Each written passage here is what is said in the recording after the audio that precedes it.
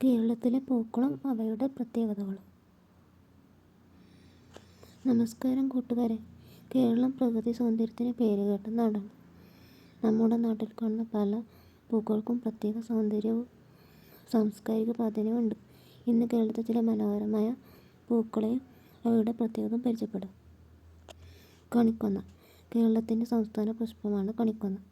സ്വർണ്ണ നിറത്തിൽ താഴേക്ക് തൂങ്ങിക്കിടക്കുന്ന പൂക്കൾ വിഷുക്കാലത്ത് കേരളമൊട്ടാകെ വിരിയുന്നു.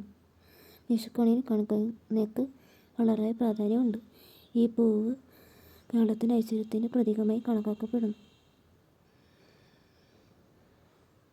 ചെമ്പരത്തി. നമ്മുടെ വീടുകളിലും തോട്ടങ്ങളിലും സാധാരണയായി കാണുന്ന പൂവാണ് ചെമ്പരത്തി. ചുവപ്പ്, മഞ്ഞ, വെള്ള തുടങ്ങിയ പല നിറങ്ങളിൽ കാണുന്നു. ഔഷധ ഗുണങ്ങളും ഉണ്ട്. താമര. ഇന്ത്യയുടെ ദേശീയ പുഷ്പമാണ് താമര.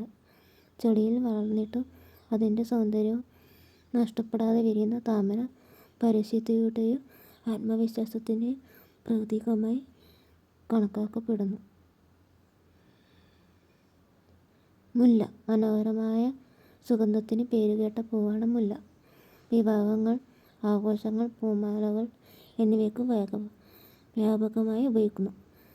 ചെറിയ പൂവാണെങ്കിലും അതിൻ്റെ സുഗന്ധം വളരെ ദൂരം പരക്കും. ഓർക്കിഡ്. ലോകത്തിലെ ഏറ്റവും വൈവിധ്യമാർന്ന പൂക്കളിൽ ഒന്നാണ് ഓർക്കിഡ്. വ്യത്യസ്ത നിറങ്ങളും രൂപങ്ങളുള്ള ഈ പൂക്കൾ പ്രകൃതി സ്നേഹികളെ ഏറെ ആകർഷിക്കും.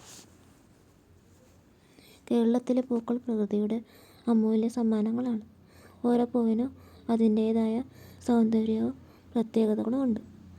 നിങ്ങൾക്ക് ഏറ്റവും ഇഷ്ടപ്പെട്ട പൂവ് ഏതാണ്? കമൻറ്റിൽ അറിയിക്കൂ. Thank you for watching.